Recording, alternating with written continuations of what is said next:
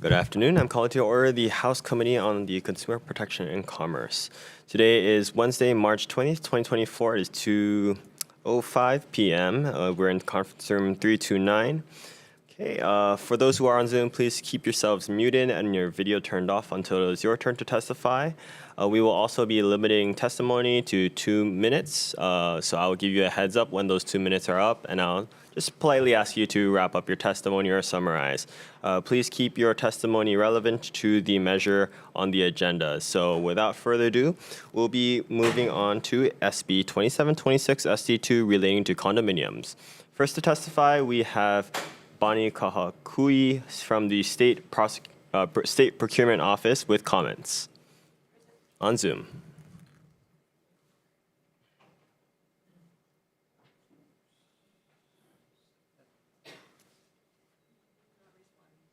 Okay, we will circle back to you. Next, we have Lila Maurer from the Kokua Council with comments on Zoom. Aloha Chair, Vice Chair, and members of the committee. I stand on my written testimony as submitted. In the interest of time, I refer you to pages 2 and 3 that disproves, with evidence, a repeated false contention which may have been the reason your committee deferred action on Kokua Council's proposed ombudsman measures, HB 2680 and HB 2681. I also refer you to the review attached to my testimony by an award-winning investigative reporter of a similar task force in Nevada. Initially, I supported SB 2726 because I did not want to stand in the way if it's the only means that we condo owners will have access to fair justice, an ombudsman's office. However, based on subsequent conversations with government insiders, I wonder if this task force with its suggested LRB study is an attempt to delay the creation of an ombudsman's office for condo owners. Mahalo for the opportunity to testify. Thank you. Next, we have Greg Misakian for individual in support on Zoom.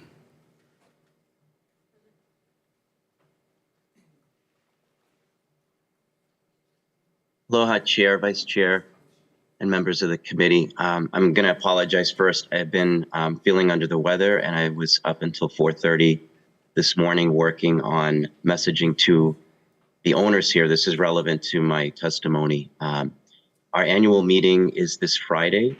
It is scheduled for Friday, the 22nd of March. And today is the deadline to get proxies into our management company by 4:30 p.m. So I've been working diligently to communicate to owners what I want to report to you, and I've reported it in my testimony, but there's some additional things that are not clear in my testimony and are just relevant and timely now. The most recent communication I provided to the owners is that as of yesterday, I filed a criminal complaint regarding ongoing activity at my association. I had evidence of criminal activity before, but it's extended much further than what it was before. And now I have evidence of criminal fraud as far as contracts with documented evidence and other fraud. And I've had that before, but I've got much more details now than I had previously. The reason I'm mentioning this to you is because what's going on at my association is literally outrageous, and I've been reporting it extensively to the legislature, not just this year, but last year. I ask you and I implore you all to please, if you're going to go forward with this Legislative Research Bureau report, please get it done before the end of this year so we can move forward next year and enact legislation with an ombudsman's office to protect the residents of Hawaii, because I'm literally exhausted for this. And I have a meeting to attend this Friday.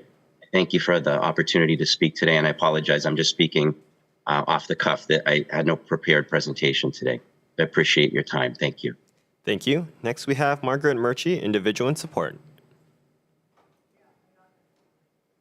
Okay. Is the State Procurement Office here? Yeah, yes, I am. Okay, Thank you. please go ahead with your testimony. I apologize for the technical glitch. Bonnie Kahakui for the State Procurement Office. We stand on our written testimony. Our opposition is only to the exemption to 103D. Thank you. Okay, thank you.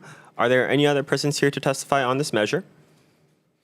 Seeing none, members, we do have written testimony with comments from the Legislative Reference Bureau in support from Palehua Townhouse, Hawaii First Realty, LLC, Angel Site Management Solutions, Community Association Institute, Honolulu Tower AOAO, Chamber of Sustainable Commerce, and 11 individuals in support.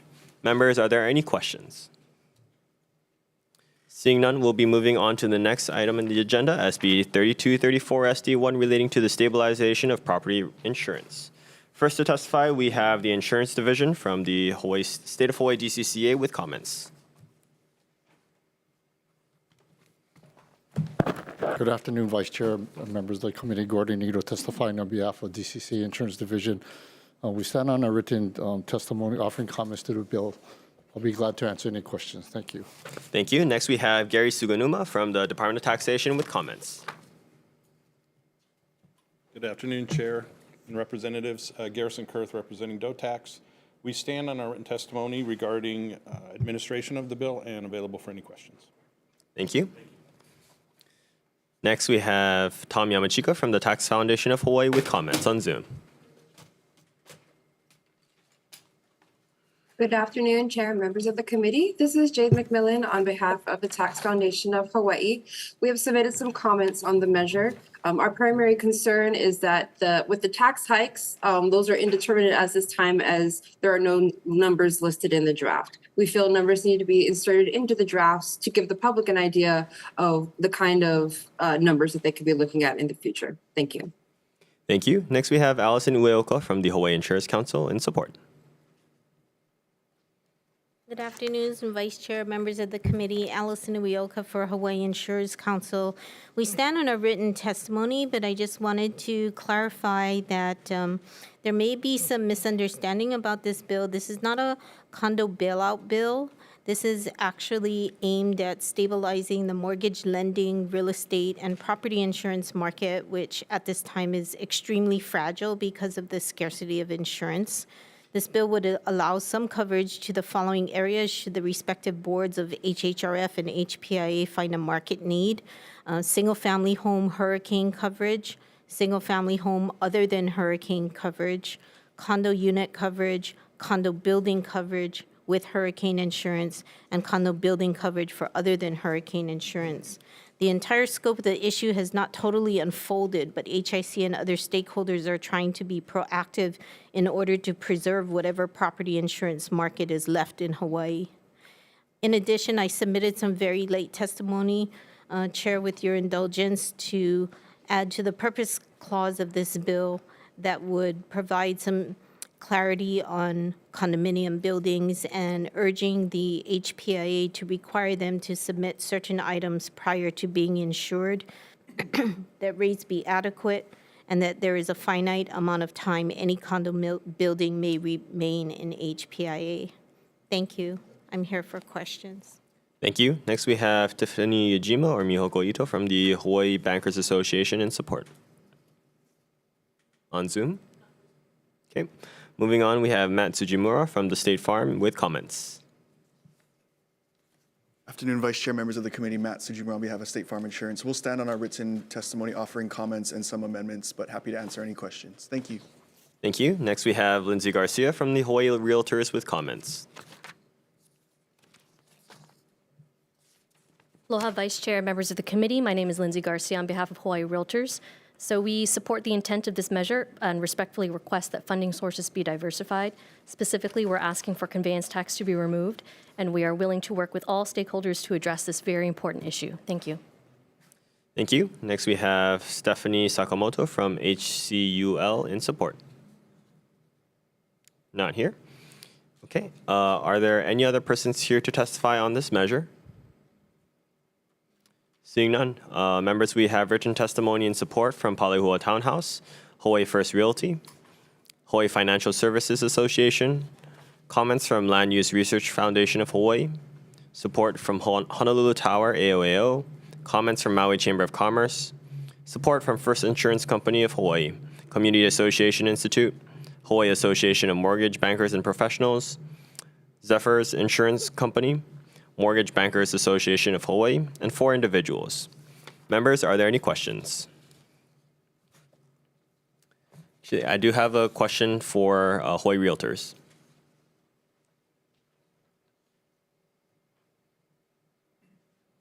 Hi. So you mentioned or requested that the legislature consider diversifying its funding source for this fund. Aside from eliminating funding from conveyance tax, are you proposing any additional points of revenue? Well, one of the ideas that we had was looking at the original sources of revenue for the HHRF, but we are also open to discussion about any other types of possible revenue for this particular bill. Are there any sources from the original HHRF that aren't being considered in this current bill? I understand there are a few, but we'd be willing to work with all stakeholders to continue that discussion in order to ensure that we all have agreement about that moving forward. Okay, understand. Thank you. Thank you. For the Hawaii Insurance Council?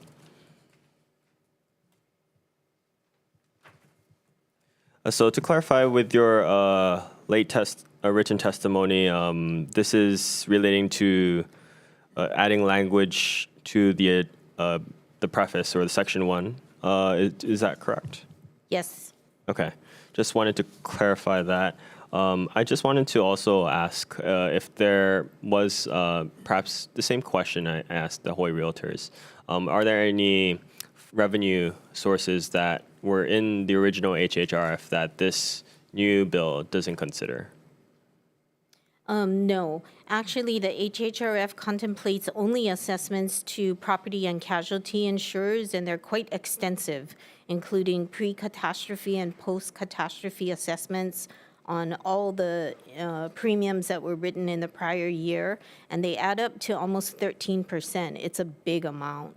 So I think the purpose of this bill with regard to funding was to address other entities that also need to continue their business, and that one of them is mortgage lending, the other one are real estate transactions, and that's why the bill has been brought into TAT and conveyance tax in order to have a more equitable distribution rather than only on property and casualty premiums.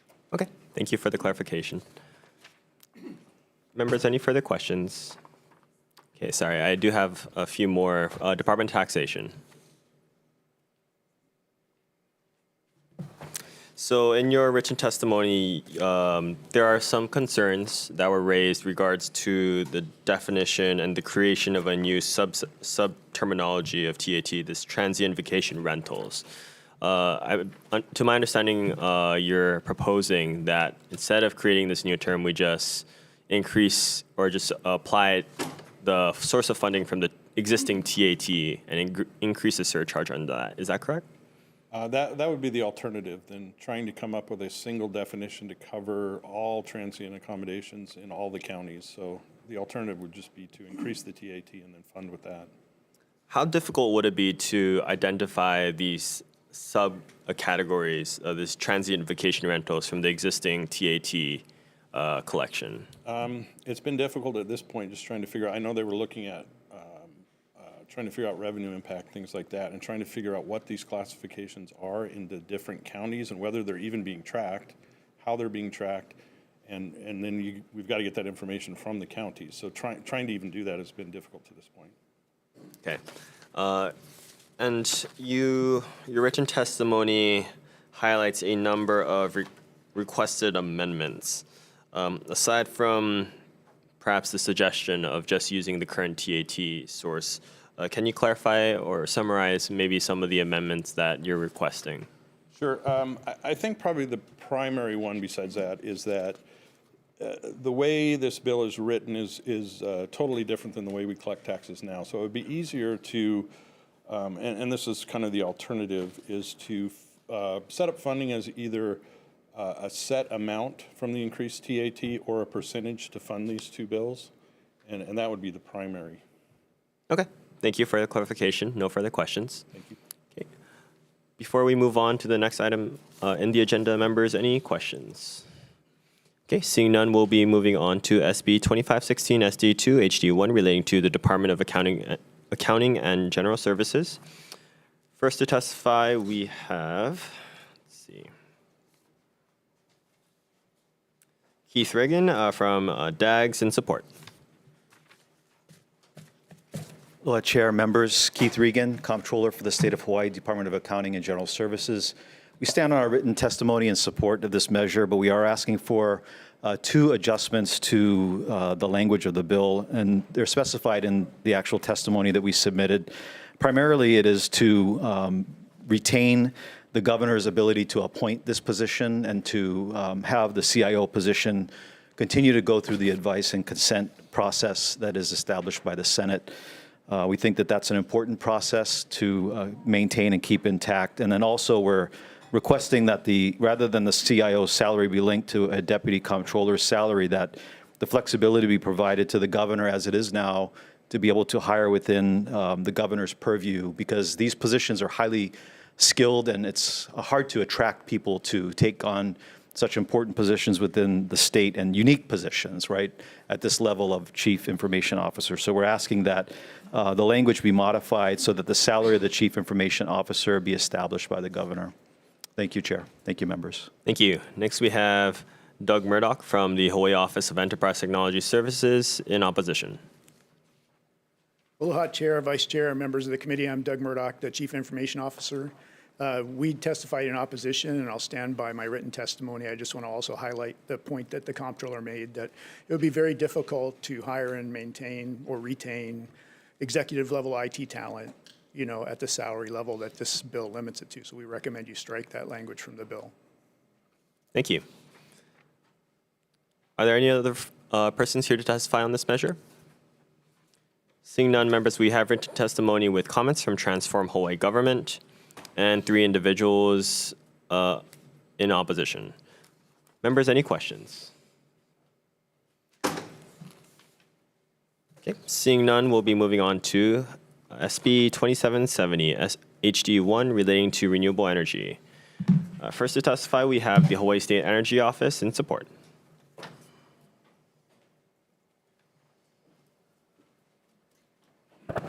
Aloha, Vice Chair, members of the committee. Maria Tome, Hawaii State Energy Office. We will stand on our written testimony in strong support of this measure. Thank you. Thank you.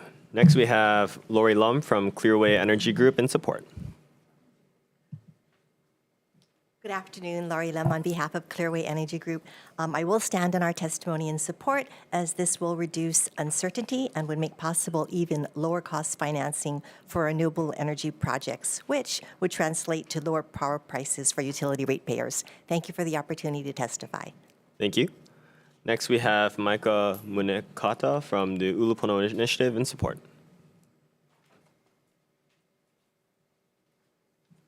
Good afternoon, Vice Chair and members. Micah Munekata here on behalf of Ulupono Initiative. We'll stand on our testimony in strong support of this measure. Thank you. Thank you. Are there any other persons here to testify on this measure? Seeing none, members, we have written testimony in support from the Department of Budget and Financial Services, City and County of Honolulu, Hawaii Solar Energy Association in support, Long Road Energy, Hawaiian Electric, and an individual also in support. Members, any questions? Seeing none, we'll be moving on to SB 2518 SD2 HD1 relating to geothermal energy exploration. First to testify, we have the Hawaii State Energy Office with comments. Thank you. Next, we have Micah Munekata from the Ulupono Initiative in support. Good afternoon, Vice Chair, members of the committee. Micah Munekata here on behalf of Ulupono Initiative. We'll stand on our testimony in support of this measure. I believe this is the last geothermal measure that is still around, so appreciate the committee hearing this and keeping it alive and moving along. From October 2023 to January 2024, Ulupono did partnered with Anthology Research to conduct a statewide public opinion survey on renewable energy in Hawaii. We collected nearly 2,000 surveys across all 4 counties. Findings were very compelling from what we were able to see. A staggering 91% of respondents expressed their support for the expansion of renewable energy throughout our islands. In fact, within this same survey, what we found is, more importantly, that 60% of respondents stated that they would support the construction of utility-scale geothermal power plant in their community if it meant a $30 savings per month. So I think that we want to point out in this survey that there is a lot of energy, pun intended, to support renewable energy projects within our communities. And I know as a state, we've made a commitment to our 2045 goals trying to diversify our approach at meeting that goal is going to be very important. Geothermal can help with that answer. So really do appreciate you hearing this measure. Thank you very much. Thank you. Next, we have Eliza Talbot from the Chamber of Commerce, Hawaii, in support. Good afternoon, Chair and Vice Chair. Thank you for the opportunity to testify.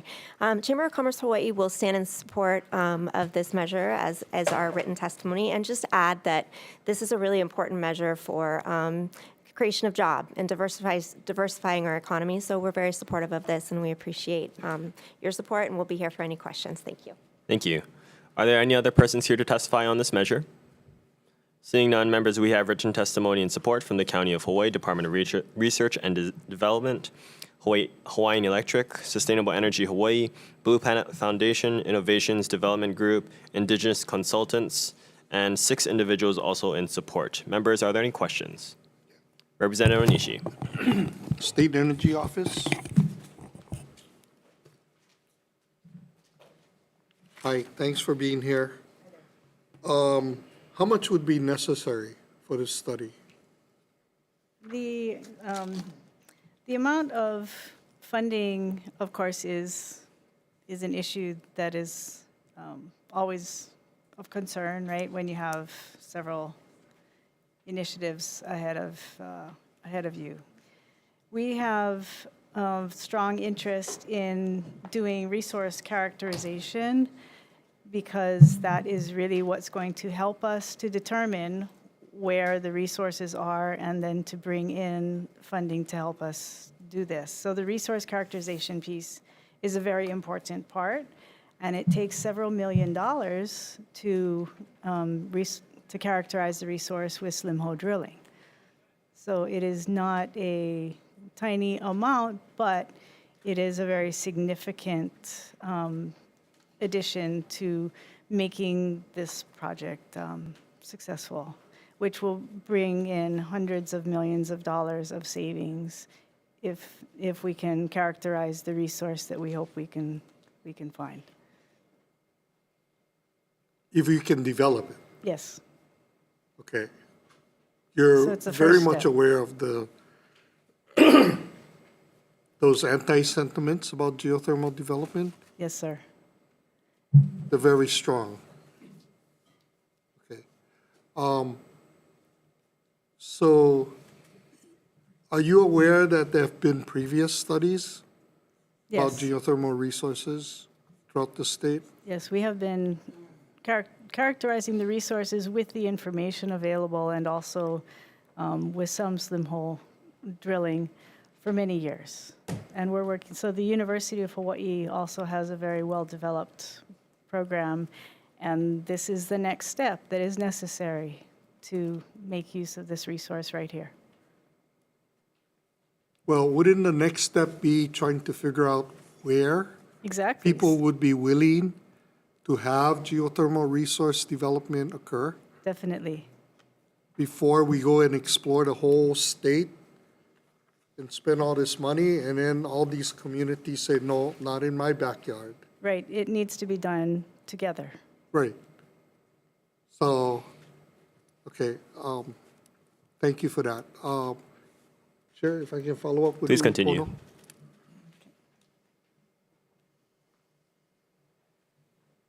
Good afternoon, Representative. Hi, thank you for being here. As you are aware, right, I represent a portion of Hawaii Island. Hawaii Island is the only island that currently has a geothermal plant that provides a significant amount of renewable energy to Hawaii County. Correct. Yet, over the course of the last 30 years, there have been significant community opposition to continue geothermal use and also additional geothermal development. So, understanding your survey, was there a specific question that asked about the geothermal power development in their community? Correct. Within our survey, that was the question, if they'd be willing to host a project within their community. And it varies. Within If our it survey, if it it's saved them regionalized. $30 a month? In general, we ask the general question, Yeah. are you somewhat supportive or are you very supportive? And over 50% of respondents were supportive of this particular effort. And then we took it a couple steps deeper to ask if you had a $30 discount on your rate or a $60 discount or a $98 rate. It was a random numbers that we were pulling out for the survey just to see if sentiment kind of changed, how we get community behind these types of projects. And what we did see was when you added just a $30 discount to someone's bill, that the level did jump up enough for us to notice that sentiment does increase. They are more interested. Maybe they would be more willing to host this within their community. And I'm sure at $90 a month, it was very significantly. The jump between 30 and 90 was noticeable, but it wasn't substantial. Okay. Do you know currently there is no direct benefit to the residents of Puna for the geothermal plant? Just through the royalties program. But the royalty program is a community benefit, Correct. which has been basically used to relocate residents counties, yeah. that don't want to be in close proximity of the geothermal plant, Correct. and in some cases have been abused by individuals using it multiple times. Yes. So what we really are supportive of, Representative, is to say, if not a geothermal plant, then what would you be willing to host in one community? You know, we have a very substantial task in front of us to get to 100% renewable by 2045. That's our mandate. That's what we're going for. We really do believe that we need to have a diversified approach to meeting that. It can't just be solar and wind. We need to look at some of our other technologies that are out there, like geothermal, that can produce energy at such a cheap rate and really benefit the ratepayer down the line. Now, I'm not saying that, you know, we won't have a new technology, you know, 10 years from now, but right now we're given what we have. And geothermal is a very cheap production resource for our communities to see benefits. On top of that, we've moved away from coal. So are you going to be more willing as a community to have a geothermal plant versus a oil burning plant? I mean, some of those trade-offs we have to consider. I think what we've seen is there's a lot of communities across our state that have had to bear the burden of a lot of our renewable energy production. Places like Puna with the geothermal plant. Now, is there a way in which we can consider some of these different diversified approaches in different communities and maybe give them some kind of community benefit as a result for hosting these things? While also looking at looking back at some of these communities that have, you know, bared the burden of holding one of these facilities within their community over the course of many years now. So it's a really interesting topic for us to really consider as we're moving towards our 2045 goal. But what we continue to promote is that we're going to need a diversified approach. We're going to need to have every option out there. Geothermal is proven to be a cheap renewable energy resource, firm renewable energy resource that we can tap into. So if we can find other areas in our state, like this bill is seeking to do, in different versions of it, including this one, then I think we can be better off as a state to make our investments into those things. We have to work very closely with our communities. There's no question about it. We're going to have to do that. So was your survey able to be categorized by locations in Yes. terms of the respondents? Regions within each of the counties, correct. We did. Yeah, We did so take was it to there that level. any regions that were very supportive of geothermal development? It varied. I think what you did see was the Big Island actually, according to some of the responses that we saw, was actually more familiar with the resource. I think that there's some education that's needed to what geothermal actually is across our state. You know, for example, some of the questions around, is it safe to be near one of those plants, right? I mean, is that a question where everybody can answer, yes, and this is why, or no, and this is why? There's a lot of education that needs to come behind it within any community, and that's where working closely with them makes sense. As far as, you know, where people are more interested in or open to having such a project like this, I think it's kind of varied across our state. I think some, like I said, some of the communities that have already bared some of these projects, for example, like the North Shore with some of the wind projects that they have out there, may be a little bit less likely to support another massive project in their community. Whereas some of these other areas, like I think it's been talked about, like Windward, Oahu, as an example, where there could be some geothermal potential there, maybe they'd be a little bit more willing to do it. And again, you add that benefit on top of it. You get more interest as a result. So wouldn't it make sense for the first step to try to figure out where the public would be willing to have geothermal resource development take place versus, I mean, spending this money Yep. in doing that first There's a lot so of, that we can concentrate our efforts? I hear you, Representative. I think it can work together in that effort. And the main reason is you don't want to go around to a community if the geothermal resource isn't even a viable, like if we don't have to drill, slim holes in your community because there actually isn't anything there. So I think you really got to look at the research. I think UH has done a really good job as far as preliminary research goes to try to identify some of these hotspots across our communities. And now we got to go see, is it viable? And if it is, that's when you're also working in connection with the community to get buy-in. So we do think it is something you do together in process. Okay. Thank you, Chair. Representative Amato. As a follow-up, what was the sample size of your survey? We had roughly 2,000 respondents. It's the biggest energy survey ever done in Hawaii. And was there any sampling bias? There was a 2.25% margin of error within our particular survey. Thank you. Members, any further questions? Seeing none, we'll be moving on to the next item of the agenda, SB 3021 SD2 HD1 relating to transportation. First to testify, we have the Hawaii State Energy Office in support.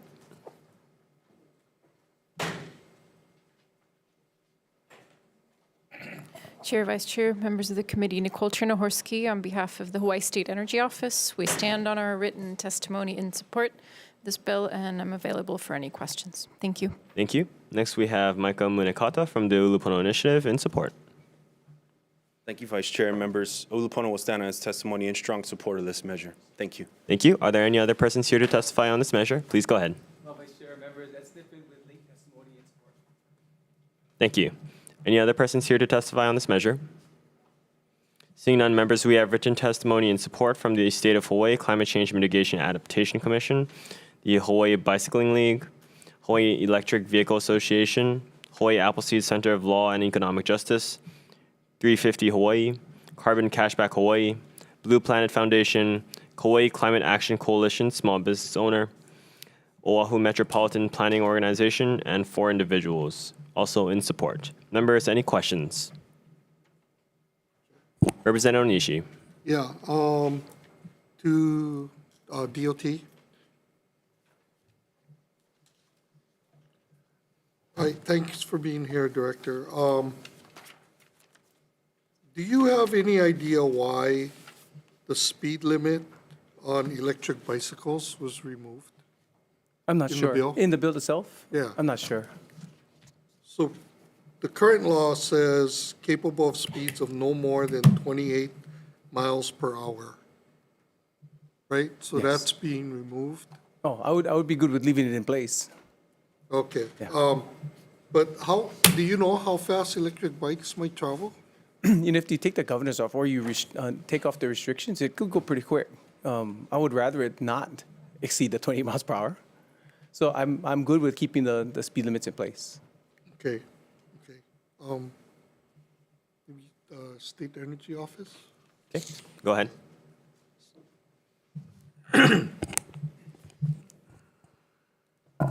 Hi, thanks for So- being here. Do you have an answer to that question? I do not, unfortunately. Are you referring to It's on page 7. page 7? So it's a retail application and for electric bicycles. And there was a restriction capable of speeds of no more than 28 miles per hour. And that's crossed out now. So I don't know for sure, but I believe that may be due to the fact that in section 1962, this bill is changing the definition of electric bicycle And so there's class 1, 2, and 3 of the electric bicycles, and class 3, those are bicycles that reach the speed of 28 miles per hour. So I think that's probably changed so that it's consistent with the definition in section 1962. Okay. That's page but 3, sorry. This bill allows for all classes, right, to get the rebate? Correct. It's not restricting it. No. As far as So- I understand, no. I guess my question is, in regards to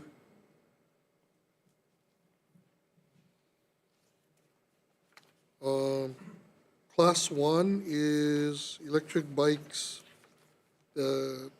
cease to provide assistance when the bicycle reaches speeds of 20 miles per hour. So is that a limit of 20 miles per hour, or is that just?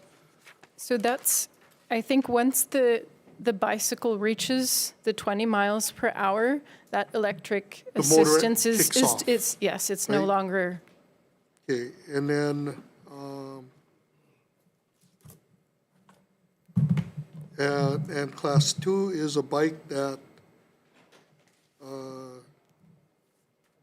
also it has a 20 mile per hour correct. limit. And class 3 is a speed of 28 miles per hour. So you're saying that the restriction of 28 is still there? So yes, so there, once a bicycle reaches 28 miles per hour, the electric motor is no longer assisting. Yeah, but you also heard Director Sniffen testified that there are like a governor on these bikes that can be removed that will allow the bike to exceed 28 miles an hour. Mm. Are you aware of that? I'm not aware. No? Okay. Would you be opposed if we allowed the rebates for only bicycles that could not reach speeds of more than 28 hours with a governor? If that's technically possible, I would not be opposed, no. Okay. Thank you. Thank you. Thank you, Chair. Okay, thank you. Any further questions, members? Seeing none, we'll be moving on to SB 2837 SD2HD1 relating to the Oahu Regional Healthcare System, Hawaii Health Systems Corporation. First to testify, we have Bruce Oliveira from the Department of Defense in support.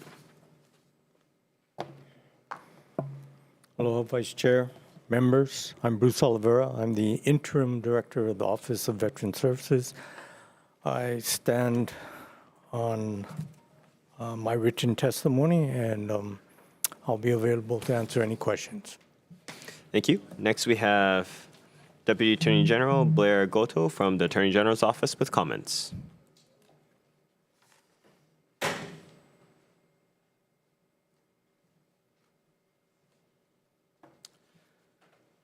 Good afternoon, Vice Chair, members of the committee. Blair Goto, Deputy Attorney General. I think that few would argue with the concept that when a facility is located on an island, that island community should have some input into that facility. There may be policy disagreements about the level of input or control that an island community should exert. The Department of the Attorney General does not weigh in on that policy discussion. Instead, I testified today to point out that this bill, entitled Relating to the Oahu Regional Healthcare System, Hawaii Health Systems Corporation, is not an appropriate bill to enact Maui Regional Healthcare System control over the Maui State Veterans Home. Article 3 of Section 14 of the state constitution requires that each law shall embrace but one subject which shall be expressed in its title. Accordingly, we are recommending the deletions detailed in our written testimony, and I am available for questions. Thank you. Next, we have former Senator Avery Chumbley from the Maui Regional Health Systems support. Thank you, Vice Chair, representatives. My name is Avery Chumbley. I am the current chairperson of the Maui Regional Healthcare System, also known as the Maui Regional Board. You do have my written testimony standing in strong support of the concept.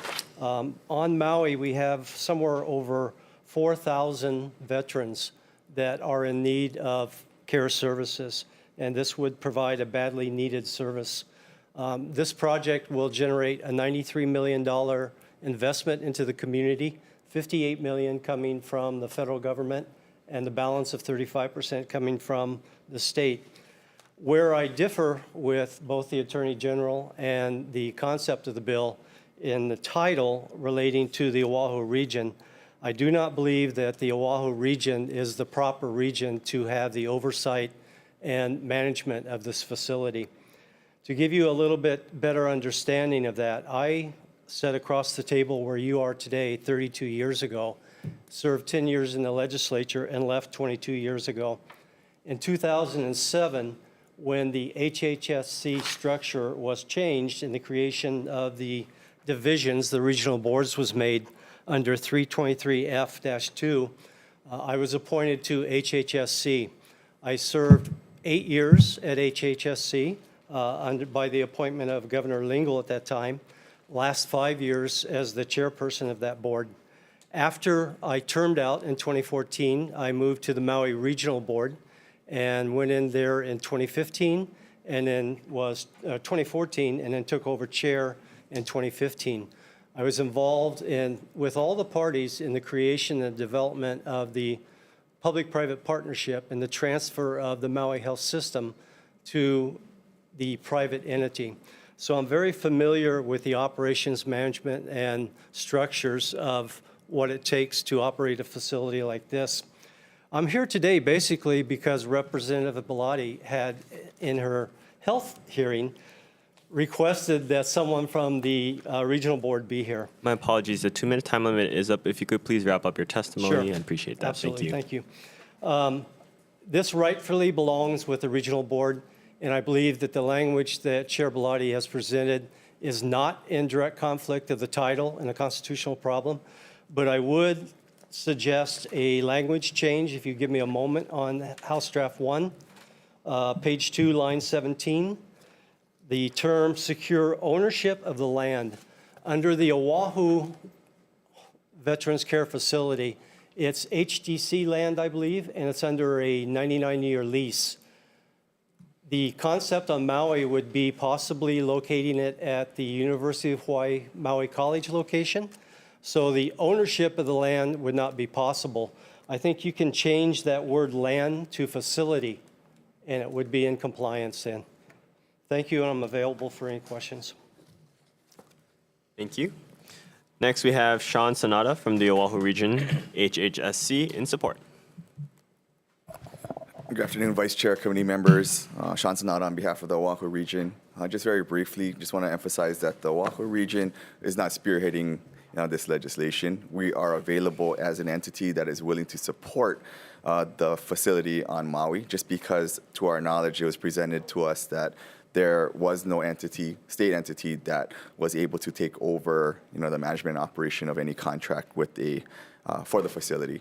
Toward that end, we offered to be that entity, but if there is a more viable option, we would happily defer to that. So, in essence, we're deferring to the wisdom of the legislature as to how you would like to proceed. We just are in very strong support of the facility itself. Thank you.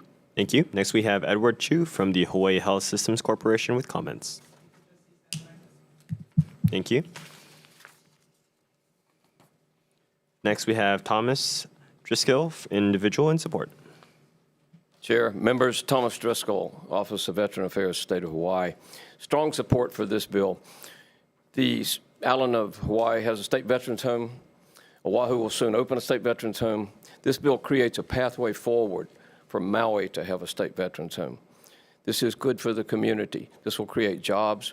It will create new educational rotations. It will free up some of the long-term care problems that we have at Maui Memorial, and it will infuse to the economy on Maui new federal funds not currently enjoyed.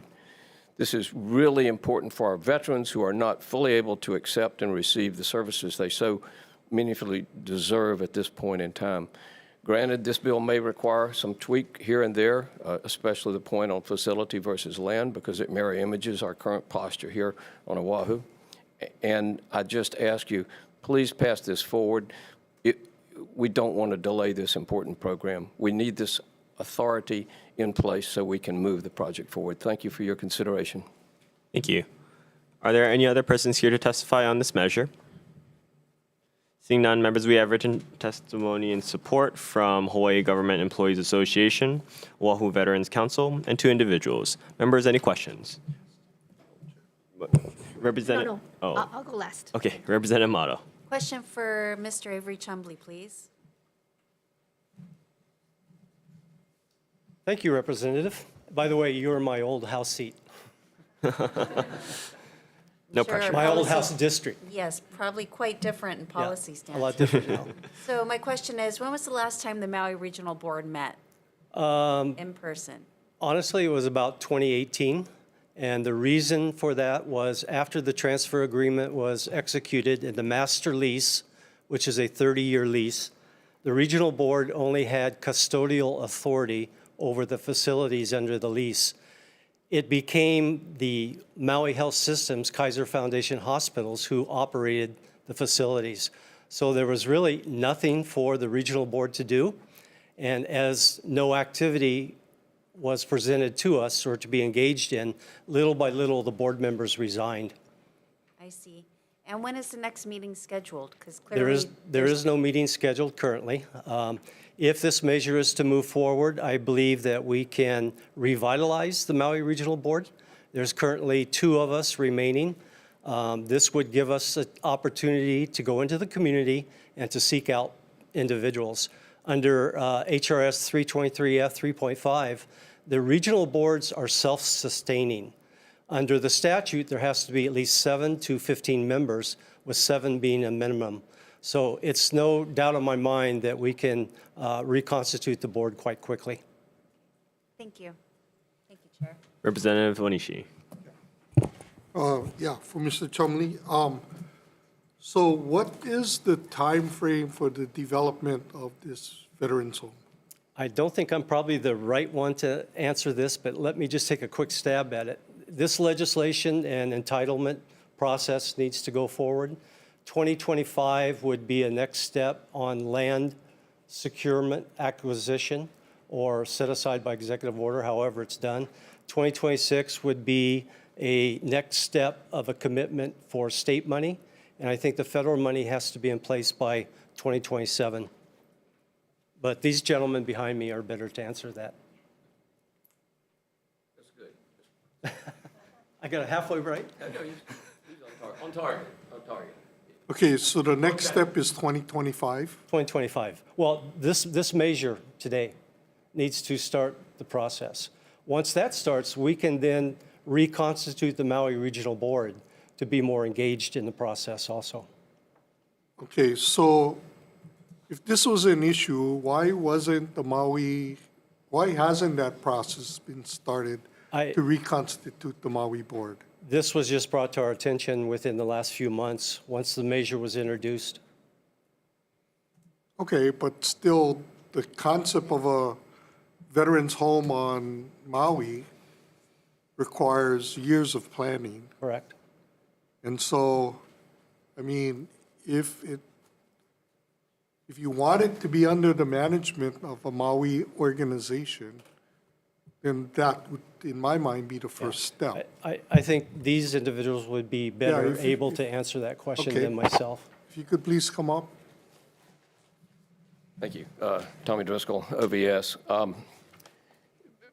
Senator Chumley's right close on it. Our time frame, the first part of your question, sir, is land and oversight authority this year. That will enable the Department of Defense to move forward with a budget request for the state match, which is $35 million, to bring up the federal match that Senator Chumley mentioned of $58 million, next legislative cycle. With land and oversight authority in place, I think our TAG is prepared to make that budget submission to the legislature. If we don't have oversight authority in place, or if we don't have land in place, then it would be disingenuous to come into the legislature and ask for $35 million if we don't know what we're prepared and able to execute. So that timing is important. 26, federal funding. It follows a process now, the second part of your question, planning. Our dearly beloved director of the Office of Veteran Services, Ron Hahn, passed away this past summer. In March of '23, we concluded, and with the permission of DOD, to submit an application to utilize remaining 53 beds that we have for state veterans home. Here in Hawaii, we're authorized 268 state veteran home beds. Those are beds the VA will pay a significant per diem for a veteran in each bed. We have 95 in Hilo, 120 on Oahu, that left 53. We agreed there's a process to add 7. When you run a long-term care facility, 60 is a magic number. You want to be at least at 60 to make it work. That application was put in March of '23. As far as planning goes, we have been speaking to this process over and over as we begin to build the new home here on Oahu. But it wasn't until March when a decision was made to let's put in a pre-application. It was accepted, and that began our process. That's where we stand. As far as the planning goes, very elaborate 10 actual documents required as the pre-application to include various types of justifications, scopes of project, and so forth. That is an onerous process. We had to hire a contractor to actually put that together. No, I'm very aware. I was aware of the Okutsu Veterans Home. Yes, sir. On the Big Island. There you go. Yeah, so I know, but in my mind, it doesn't take 5 years in this process. It takes way more than 5 years. So the federal funding you're requesting for the home, how much is that? $58 million, sir. And you have a commitment for the 58? No, sir. What we have is acceptance of our pre-application. The only way to get the commitment from the federal government is for the state of Hawaii to pass and have documented statutory ability to show certification of our state match. Once we present that, and then we have some other documentation that has to accompany it, that's what can go in to get the federal commitment. That's the main component, that point. Once we do that, and they have a cut line. It's called below the line and above the line. We're below the line right now because we don't have a state match. We can't certify. But once we get that, then we go above the line, and that's where the commitment comes in. And that can happen in '26, sir. It can happen. It can happen in '26. We have to get our work done, though. Yeah. We have to get state match, 35% design, environmental assessments, a number of things like that have to all come together as far as the final application. But it can all happen in the fall of '25. If we get these two things done this year, Land and Oversight Authority, budget submission next year, and it's a wonderful deal. There's nothing else quite like it. $58 million for 35, and the state will own this facility at the end of the day. It goes So on who the state owns books. this state land? Or who owns the land you're looking at? Right now, we're looking at 9 different parcels of land, sir. We do have a map here with us that we're prepared to share with you. If you'd like us to give it to staff, we could do that right now, depicting those 9 areas. Right now, our number 1 area we're looking at is the University of Hawaii Maui campus, where the new Maui CBOC, community-based outpatient clinic, is going in there and will be co-located. We're also looking at some parkland, but we did a walkthrough on the 5th of March, and we're concerned over burial relics that may be there. And a third area that we're stalking, we even had a presentation yesterday with DOE. There is land beside Maui High School. Don't know which of those is going to work out. Any could work out, but Maui College right now is the primary focus. So there is a CBOC that's already approved? Right now, there is a CBOC that's approved by the VA. However, the VA is waiting on the Board of Regents to give the university's approval to locate that CBOC on campus, on Maui College campus. And we've met with the university chancellor, the vice chancellor. They're very inclined to support this, but they need to get the final decision from Board of Regents on the CBOC before they can then enter into substantial discussion with us on the state veterans home. You cannot do it simultaneously. We tried. And they just feel they don't want to take any action that might cause pause or stop the CBOC from going through at this moment, at this point in time. Should have had the approval months ago. The University of Hawaii Board of Regents has asked for an extension, I think 3 times already on that decision. it should be forthcoming anytime. I mean, very, very soon. It's a reasonable position, we think, for the chancellor to take. Okay. Why wasn't the CBOC located at Maui Memorial? No room. No room. I That thought you campus, just said there's room at, Maui Memorial Maui High School. Oh, boy. I don't know how long we got. There was an attempt, it went through 4 superintendents, sir, and several of the people here today participated in that. so you want to do the Veterans Center, the Veterans Home at the Maui High School? One of the three top considerations, yes, sir. Would you like to see the map? I have the map. Okay, thank you, sir. Okay. Thank you, Rep. Bellotti. Okay. Thanks. Representative Bellotti. I have some questions. All right, so and Mr. Driscoll, Senator, you can sit down, get comfortable, and then I'll call you up in a little bit. I just want to make sure that the timeline, because I think I've heard different things in different hearings, and so I really want to understand this. 2024 is you need this legislation to secure oversight and some certainty that land is going to be positioned and owned here in Hawaii. Yes, ma'am. Okay. 2025 is when you're going to come in for a $35 million appropriation from the state. You're not asking for a $35 million appropriation this year. That's correct. Okay. Then 2026, when you have all that secured, then you're saying that's when you're going to go to request with VAs at the federal level for $58 million. Close. If we get the $35 million appropriated by the 2025 legislative session, the cut date, it's 1 day a year, that's a suspense, and it's 1 August of 2025. We will then make our full submission for the State Veterans Home not later than 1 August of 2025. Having done this twice now, we see, and working with the people in Washington, D.C., it normally takes them somewhere in the range of 4 to 5 months to rule. If we get everything presented properly as part of that application, to rule yay or nay. And if it's a yay, that's when we are eligible to be approved for federal funding in the federal 26 year. So 25, 1 August, we submit. 26 is when the Fed would give us the approval for the money. Please allow me to say one thing that's terribly important. This is not an A or a B approval. It's a cut line. We're below the line now. When we go above the line, we are at the bottom of the queue. The queue may have 500, 600, 700 million in projects in the queue. We're at the bottom of that queue.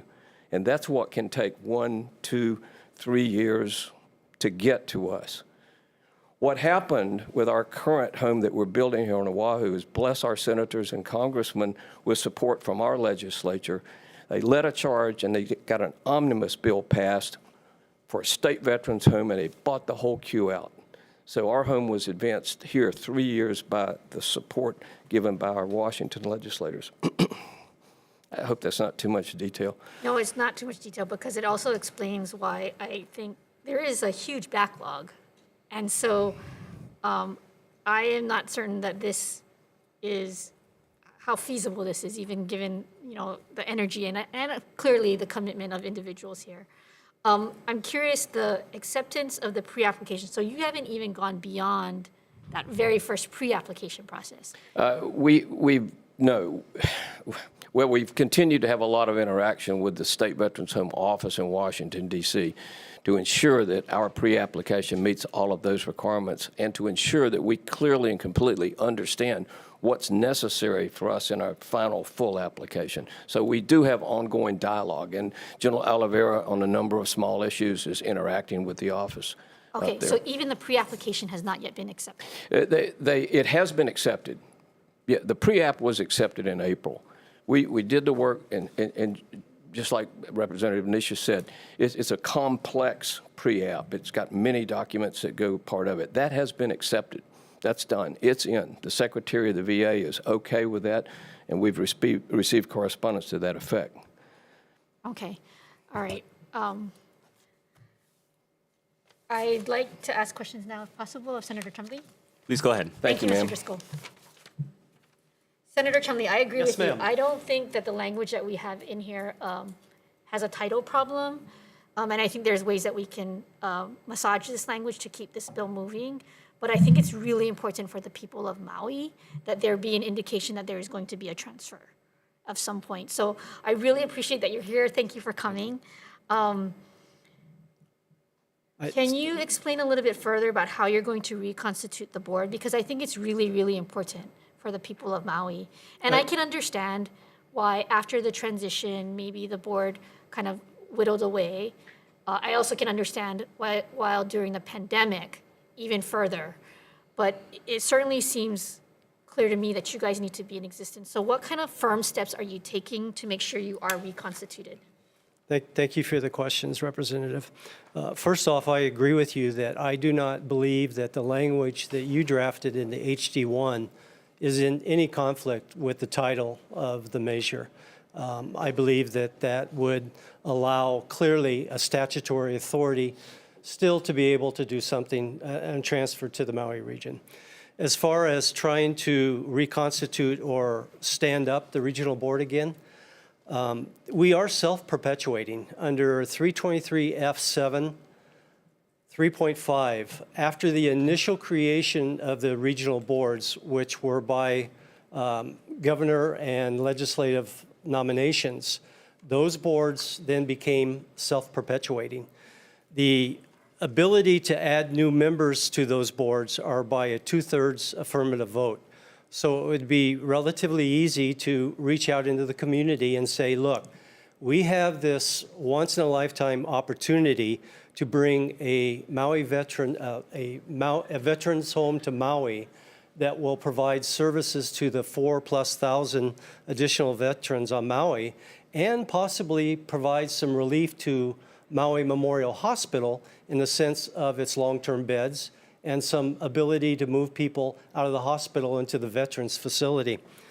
I believe that in the community, there are individuals, veterans, and business leaders that are more than willing to be a part of that. I just can't reach out to them yet until we know that there is this possibility. If this measure can pass forward and the steps then can fall into place to get the legislative appropriation next year of $35 million of state matching funds, I believe it's very simple to restand and reinstitute the board. Okay, thank you. Thank you. Okay, members, any further questions? Sure. Representative Onishi. Yes.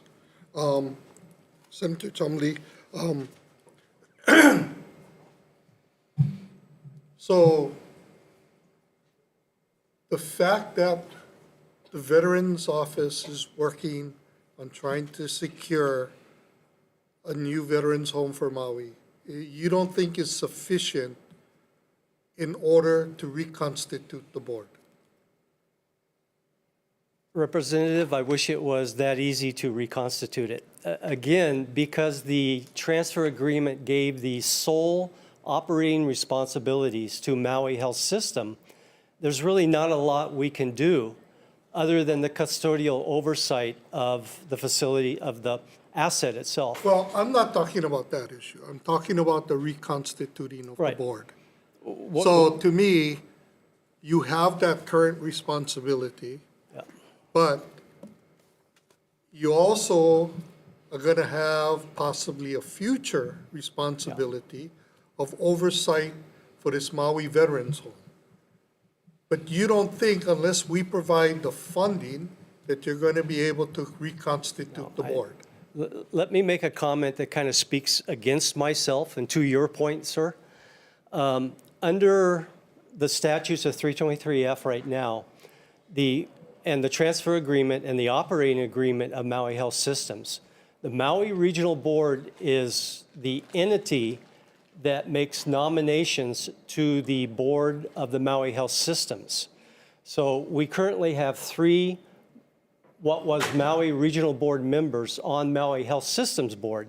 Now, if one of those people depart, as one did in 2021, we struggled to be able to find a replacement to Maui Health Systems Board.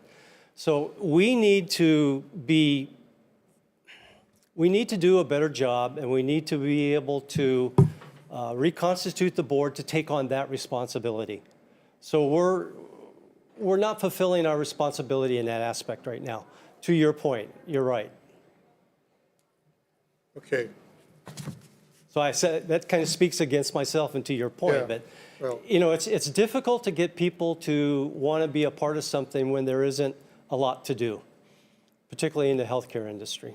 Well, in my mind, there's a lot to do if you're gonna build a new veterans home on Maui. And once that is the focus, I think it's going to be relatively easy to fill Well, those I mean, seats. that has to be the focus Yeah. of reconstituting the board. Correct. Right? Yes. Okay. And being able to nominate board members to Maui Health Systems Community Board. Can I follow up with the AG? Representative Belag, sorry, Onishi. Thank you, Senator. Yeah. The AG?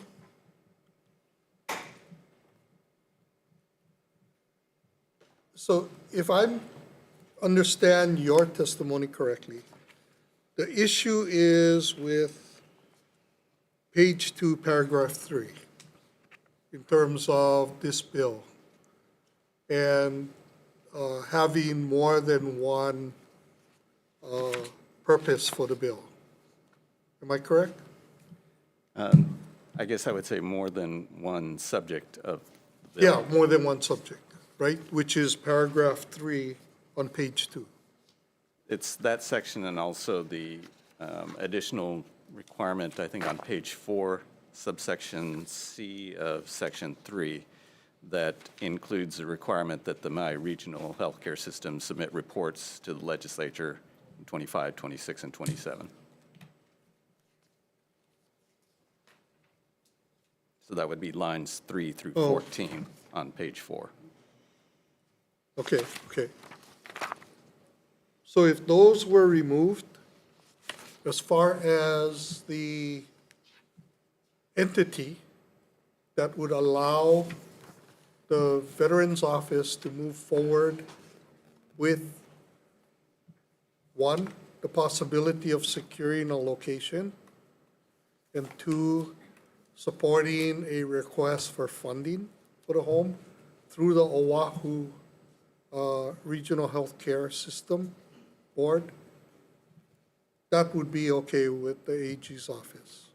I believe that is correct, if I understood your question. And we could follow up next year with a bill, if the Maui Board gets reconstituted, to transfer this process to them. That would be my understanding, yes. Okay, thank you. I have a follow-up for AG, and then Go ahead. then a final question for Senator Chumley. And I think we want to get this right, so that's why, thank you, Chair, for indulging in the questions. When we pass bills, right, the presumption is that it is constitutional. So whatever language we have in there, as long as we keep massaging it and it can fit the title, it's going to be presumed constitutional when you go to defend it, if you have to defend it.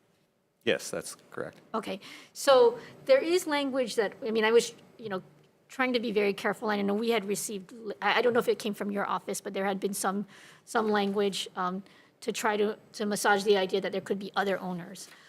I don't agree with you. I think that we can craft some language to more firmly put and transfer from the Oahu Regional Healthcare System, the State Veterans Home on Maui to Maui. And I think we should look to working on some language. And Senator Chumley did actually offer some. So I don't think that necessarily will make this a defective bill to effectuate the intent of the legislature. So is your office willing to do that if this bill continues to move forward? Well, I'm not sure exactly the I think proposed language. the objectionable language you have is to subsection 3. I think there is a way to craft that so that it does fit under the title. But if your office is not willing to do that and you want to scuttle the bill now, we could also scuttle this bill. I think that if it's worded carefully, that could be done. Okay, thank you. Can I ask Senator Chumley? I really appreciate, who are the two board members who currently sit on the Maui Health Systems? On the Maui Health System, there's 3 board members. Okay, so who are those 3 board members who are nominated by your board? Right.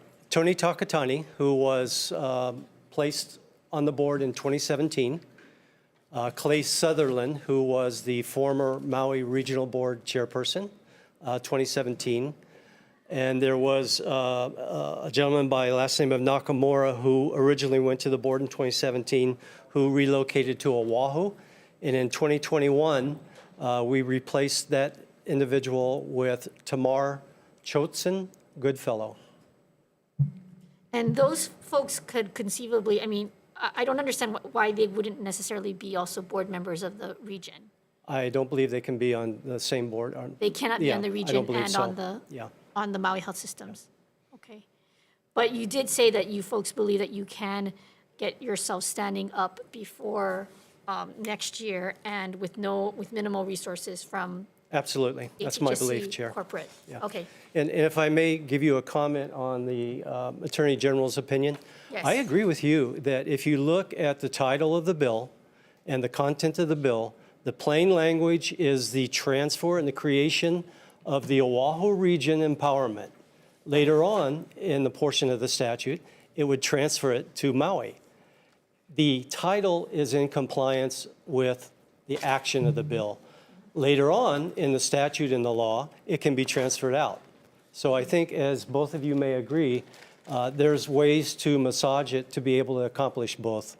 And I think it's really important that the funds and any kinds of decisions for this Maui facility be by Maui people with revenues to eventually go back to the Maui region. Thank you. We agree with that. And in the Oahu case, I think as you heard in your committee testimony, there is a possibility that through the reimbursements of DOD veterans and through CMS, that there could be net revenues or net income. That net income in a Maui situation could go back into the Maui region, which then can support Maui Health Services in the 3 hospitals in Maui County. Thank you. Thank you. Senator. Thank you, Chair. Thank you. Members, any further questions on this measure? Seeing none, we'll be moving on to SB 2605 SB 3128 SD 2HD1 relating to Act 212 Session Law of Hawaii 2021. First to testify on this measure, we have the Health Behavioral Health Administration from the State Department of Health in support.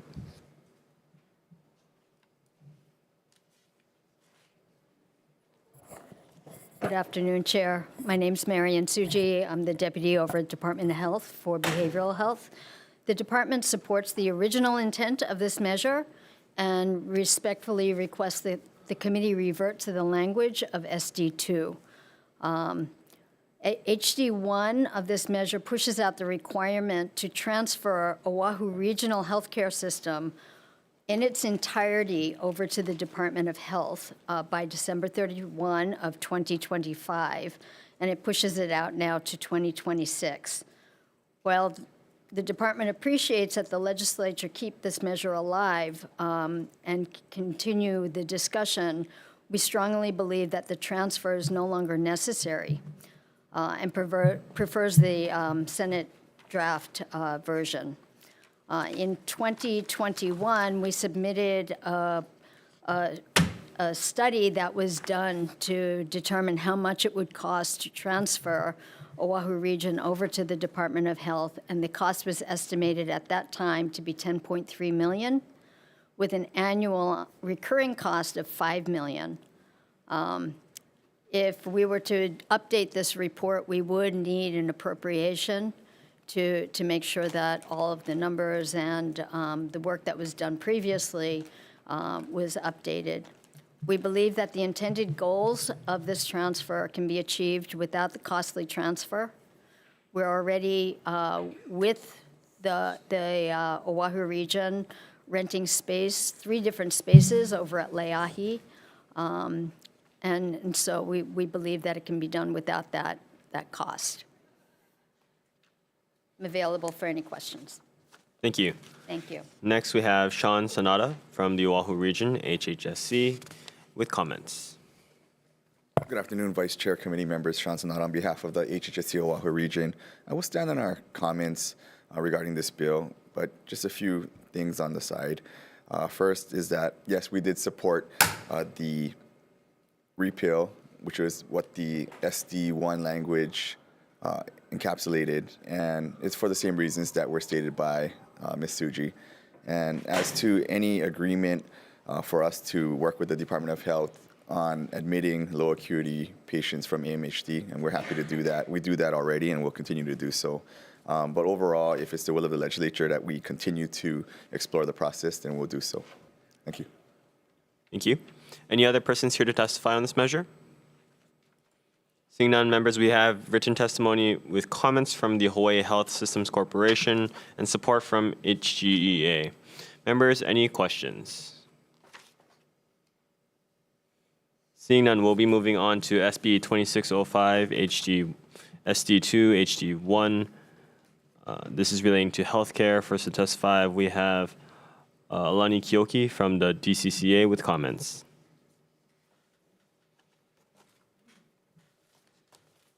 Good afternoon, Vice Chair, members of the committee. The department, or the Professional Vocational Licensing Division specifically, will stand on its written comments regarding Section 10 of the bill and the Professional Vocational Licensing Division's participation on the working group. We respectfully request that we be removed as a member of the working group, as we do not have the expertise in the subject matter being discussed. Thank you. Okay, thank you. Next, we have the Insurance Division from DCCA with comments. Good afternoon, excuse me. Good afternoon, Vice Chair, members of the committee. Gordon Ito testifying on behalf of DCCA Insurance Division. We offer comments on the bill. I'll be glad to answer any questions. Thank you. Thank you.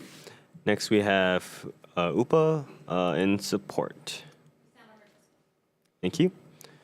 Next, we have Jade Batai from DLIR in support on Zoom. Good afternoon, Chair and members. Joanne Vittenhar from the Department of Labor. We stand on our written testimony in support of Part 2 of this bill and available for any questions. Thank you. Thank you. Next, we have Arcelita Yamasa, Hawaii Health Workers for Ceasefire and Support. Okay, moving on, we have Jen Wilbur from Planned Parenthood Alliance Advocates in support on Zoom. Oh, right here. Thank you. I'm Jen Wilbur, and I'm the Hawaii State Director for Planned Parenthood Alliance Advocates. We strongly support RIA, a critical women's package bill aimed at fortifying the ACA's sexual and reproductive health preventative services. Ultimately, while this bill may look very long and confusing, the bill is keeping the status quo of current insurance mandates.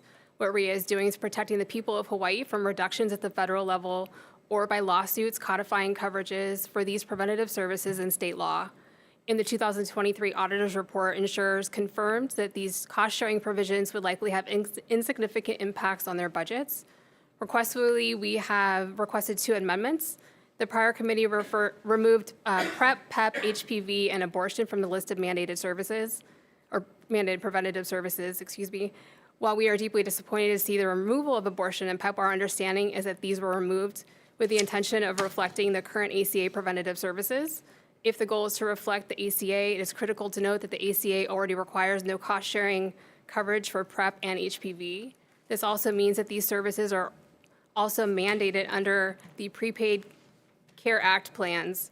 Adding these 2 services back into the bill would be reflective of the current federal mandates, and we urge the committee to do so. This is especially critical since there is a lawsuit currently threatening PrEP coverage within the ACA.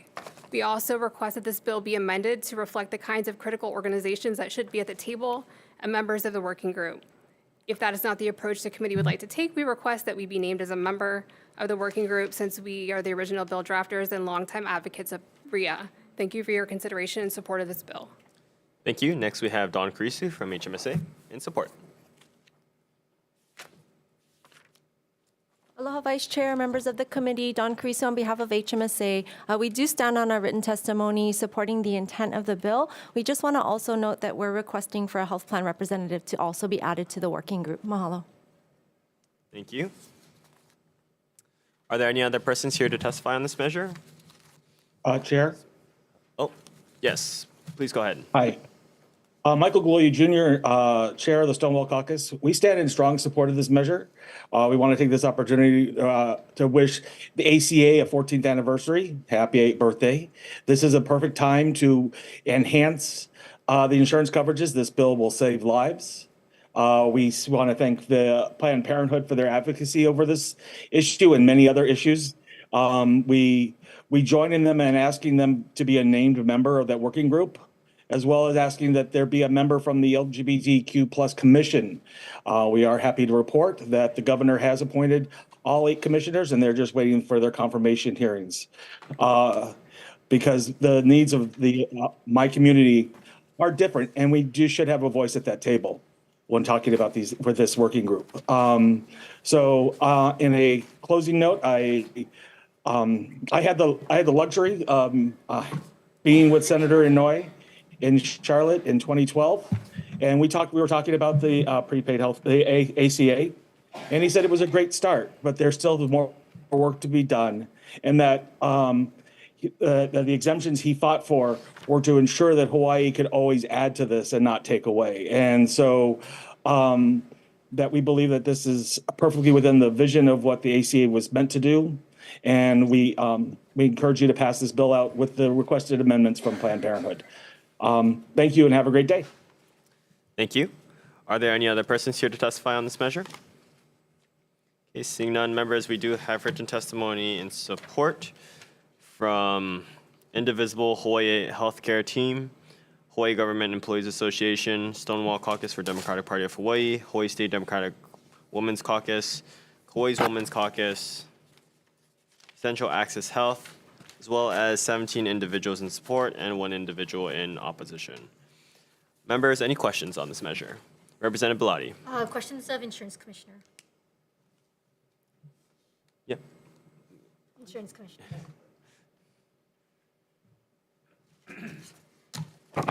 I was trying to ignore you, but no, just kidding. I'm hard of hearing, so I need the legislature to pass the hearing aid bill. I'm just kidding. But anyway. So Insurance Commissioner, thank you for helping the previous committee kind of think through these issues. And while I know, for myself as a supporter of access to reproductive health care, the complexity of this area of law because of what the mandated benefits are under prepaid health care and the difference with what is mandated under the Affordable Care Act, the previous committee has taken a more cautious approach to make sure that nothing will jeopardize our ERISA exemption. I noticed in the testimony that has come before us, we now have 2 labor unions that are reiterating the more cautious approach because of the importance of prepaid healthcare at establishing kind of the baseline in our community through its prevalent plan. We heard in the testimony from Planned Parenthood that ACA already requires no cost sharing coverage for PrEP and HPV.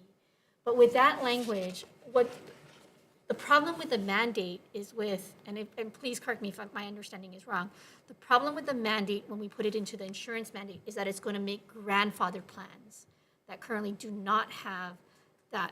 It would force those now to have these type of services, abortion services, or PrEP and HPV. Is that a correct understanding if we were to pass the mandate?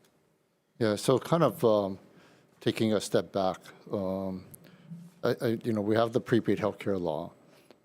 It was created in part due to a ERISA exemption back in 1974.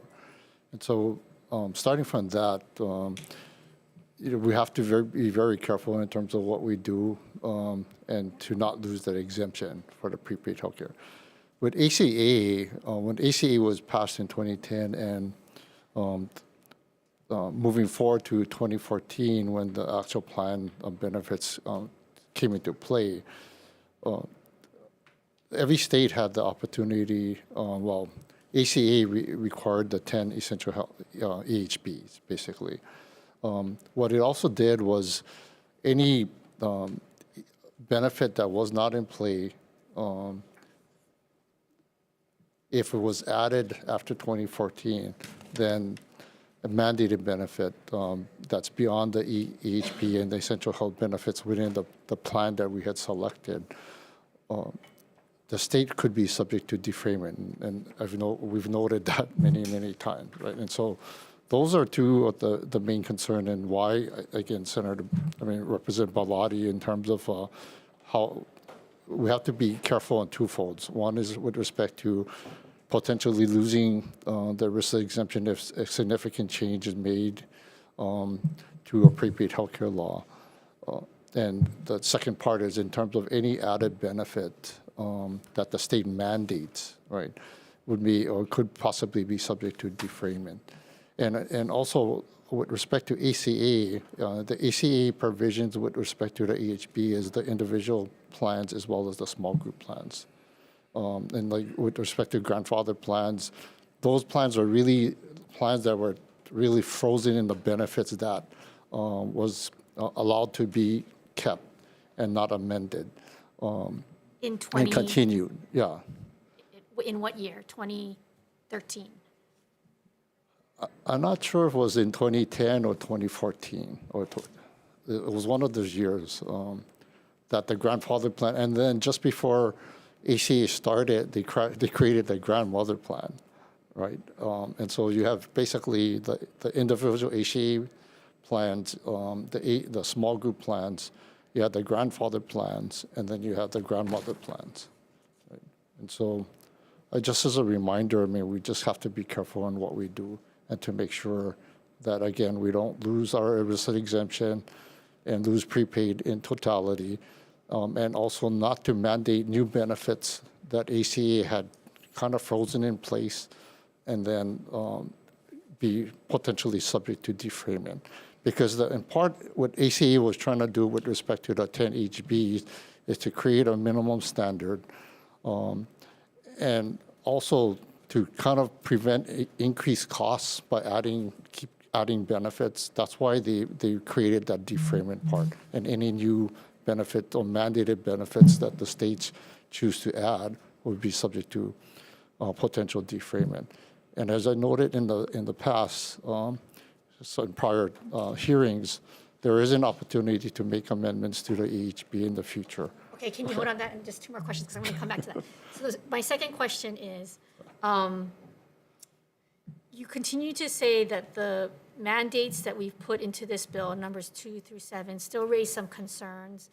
We need to make sure that those match up with the essential health benefits in the ACA from 2014. Is that a correct statement? So that we should really actually call through these a little bit more? Well, the part of the comment is really, we're not saying everything. What we're saying is that we have to look benefit by benefit and how it's structured to make sure whether it is a new mandate and subject to defrayment or not.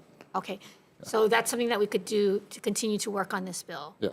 Okay, and then the third thing is going to this process that is now being established by CMS rules. There is another process where we could actually, if we go through it and then select a benchmark plan, we might be able to accomplish some of the things that this bill is trying to accomplish if we go through that federal process. Yeah. And I put the date in the bill to be plans effective as of 2026. Is that correct, or should it have been 2027?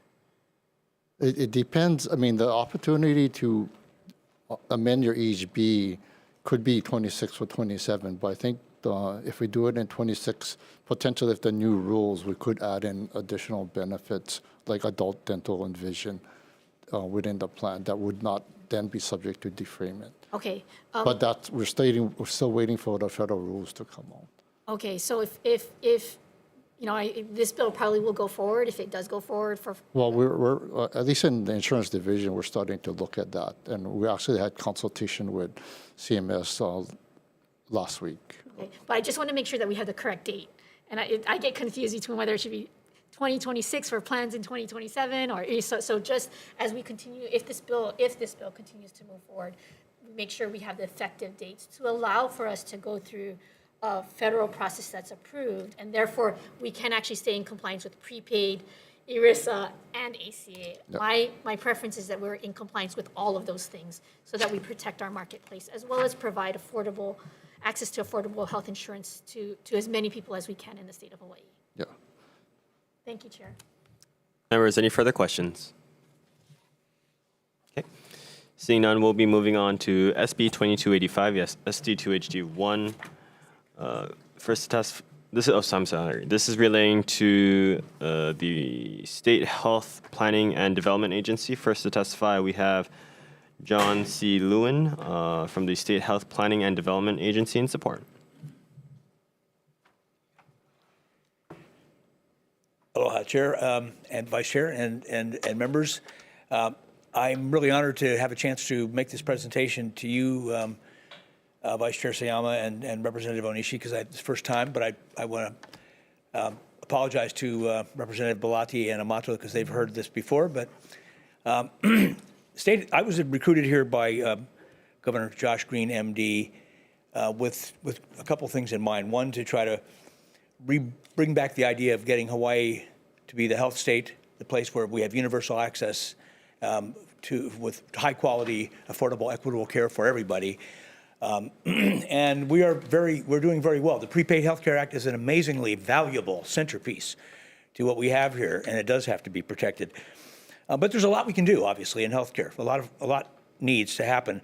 So the origin of this bill, secondly, was the fact that the Ways and Means Committee was looking at healthcare oversight and talking to departments of health and human service and other agencies about how we can improve that.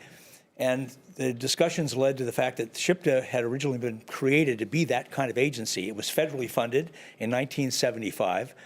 The federal funding went away sometime over the next decade, and the program sort of shrunk down to certificate of need and some other assessments of an inventorying of healthcare services in the state. We want to bring back a bigger picture to that. That's what this bill is about. The bill would really give us the ability to track data from all sorts of sources, to monitor access to care and gaps in access to care, to monitor quality of care, to monitor equity, to monitor cost effectiveness of care. And that's what this is about. It's a bold challenge, but it's one that I find very exciting. I had a chance to work on the Affordable Care Act. I was Director of Health when we fully implemented the Prepaid Healthcare Act. So, it's really been sort of a career thing for me. And I just hope that this bill can help us demonstrate that we can still be the leader that we once were. A couple things, 2 points. There's an error in here. There was an old version of this that was redone. The word global budgeting should not be in this bill. That was removed from the bill back a bit back because it's a federal term, and it sort of sets some sensitive feelings off. We really want to be able to track total costs of care in the state, monitor how we're doing in terms of affordability. So that term should be stricken from my testimony. Obviously, this work takes coordination with DCCA, with DOH, with DHS, Executive Office on Aging, and so forth to make it all happen, but we look forward to this. Added to this bill by the House Health and Homelessness Committee was the second bill that we had, which was the Hui Ho'omana Task Force. It's very synergistic with the big purpose because it brings together the agencies of government, the healthcare sector, to really envision over the next 2 years what the future of healthcare in Hawaii should be and how we might implement that future together. So that is not a cost factor in the bill, but the rest of the budget part of this is for the staffing that we need, the actuarial, all the other data analytics support to really carry out the mission that I've just described to you. So that's the testimony. Thank you very much for the opportunity. Thank you. Next, we have Paige Heckathorn Choi from the Healthcare Association of Hawaii with comments. Thank you. Next, we have Dawn Kurisu from HMSA with comments. Aloha, Vice Chair, members of the committee. We stand on our comments. We just want to note that we're requesting to not adjust or change any of the statutory requirements of SHPTA at this time. We feel that it's a little bit premature as there are currently ongoing conversations within the Universal Access Work Group as well as the proposed Hui Ho'omana Task Force, which we support, and we just thank Dr. Lewin for his leadership. So thank you. Thank you. Next, we have Mike Yuyan from Aloha Care in support. Aloha Care stands on the testimony in support. Okay, thank you. Are there any other persons here to testify on this measure? Oh, please come. Good afternoon, Vice Chair, members of the committee. My name is Caroline Kadirao, Director of the Executive Office on Aging, attached agency to Department of Health. We stand in support of this measure, and thanks to SHPTA for their leadership in this area. And also wanted to just touch on how we can look at working together to bring both long-term care and health care together and address these issues as a team. Thank you. Thank you. Any other persons here to testify on this measure? Okay. Seeing none, members, we do have written testimony with comments from Department of Human Services, in support from Executive Office of Aging, University of Hawaii, State Council on Developmental Disabilities, comments from Hawaii Pacific Health, in support from Hawaii Primary Care Association. Members, any questions? Okay. Seeing none, we'll be moving on to SB 3125, SD2HD1, relating to medical care for minors. First to testify, we have the Department of Health and Support.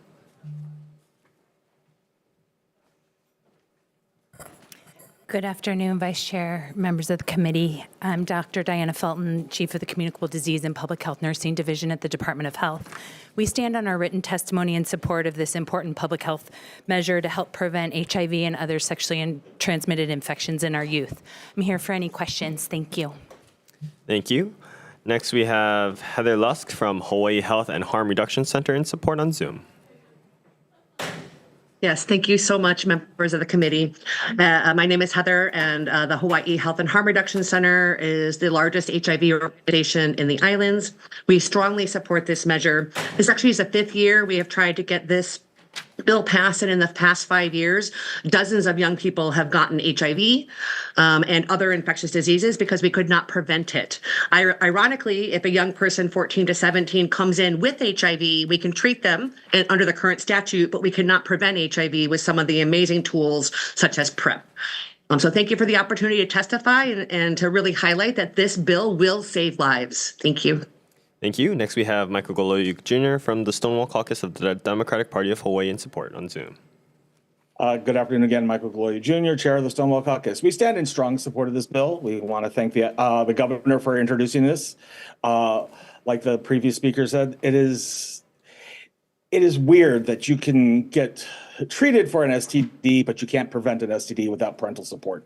Those that are in opposition to this bill, you just have to go to one of the homeless shelters to see the kids that have been thrown out of their houses because they were sexually active and they either became pregnant or came down with an STD. And so, we cannot legislate good parents. We can legislate good health. And so that's what this bill does. And the old adage, an ounce of prevention is worth a pound of cure, is more than adequate in this situation. We have been a strong advocate for this for years, and we encourage you to pass this bill out, and let's protect our keiki. Mahalo. Thank you. Next, we have Kekoa Kealoha, individual in support. Hi, aloha kako. Thank you very much for the opportunity to speak to you today. I did submit some written testimony, and I know a couple of you have actually heard me speak before. I really want to drive home the point, one, that I support this bill, but I have been working in HIV care and prevention for almost a decade. I grew up on Hawaii Island. I'm from North Kohala. I worked in HIV care in West Hawaii, all across Kailua, from Kailua Kona to Ocean View to Waikoloa up in North Kohala, and even to the east side of Hawaii Island in Hilo and Puna. I have worked in every region here on Oahu, and I've worked with over 200 people living with HIV. It would entirely shock you how many of those people have not told their family members that they are living with HIV. I have personally been the one to tell 12 people that they tested positive for HIV, and I've subsequently had to tell their parents, their loved ones, partners, friends, what that meant. And the response is greatly varied. Some people break down crying because they think their child is going to die. And I explained to them that that's not going to happen. But there's a reason that their children hadn't gone to them, and it was because they were terrified. And I believe in parental rights very much, but I don't see enough people talking about parental responsibility to take care of their children and to help them make helpful decisions. And I find that, as somebody who has worked in this field for nearly a decade, to be incredibly irresponsible. We cannot be talking about parental rights if we are not talking about the rights of children to live safe, healthy lives, including people who might be sexually active. And I do want to appeal to the rational side too as well, because parents cannot know what risks await their children, whether they're 5 years old, whether they're 15 years old. And the reality is, some people who have come to me and gotten tested with me were there because they had been sexually assaulted or they had been raped. And these are very extreme circumstances, but they do happen, and they happen in every community here in Hawaii. And so I urge you to please strongly consider that when you are voting for this bill. Thank you very much. Thank you. Are there any other persons here to testify on this measure? Seeing none, members, we do have written testimony in support from Kumukahi Health and Wellness, Parents and Children's Together, Opportunity Youth Action Hawaii, Hawaii Health and Harm Reduction Center, Drug Policy Forum of Hawaii, Essential Access Health, and we have 32 individuals in support, 21 individuals in opposition. Members, any questions?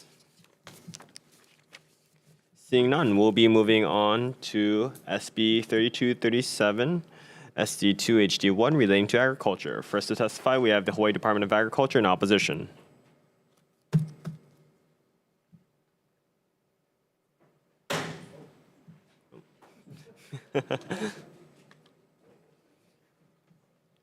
Long day, long day. Please go ahead. So sorry, I was engrossed in responding to an important email. Darcy Oishi, Hawaii Department of Ag, Acting Plant Pest Control Branch Manager, and the department stands on its testimony opposing this measure, and I'm here available for questions as best I can. Thank you. Thank you. Next, we have Chelsea Arnott from the Department of Land and Natural Resources in support. Aloha, Vice Chair, members of the committee, Chelsea Arnott on behalf of the Department of Land and Natural Resources and also program support for the Hawaii Invasive Species Council. The department stands on its written testimony in support, and I just want to recognize that, this is a large bill. It has a lot of actions in there to address the prevention and management and invasive species in our state. And many of these are aligned with what was outlined in our Hawaii Interagency Biosecurity Plan, which was launched in 2017, and all the departments that are part of the council signed on to implement over the 10-year timeline. This is really our shared path forward to address biosecurity in invasive species in the state. There is a House bill that's also moving through the legislature this session. I do want to recognize some of the issues that have been put forth by Department of Agriculture and the AG's office, and those have been addressed through the House bill version.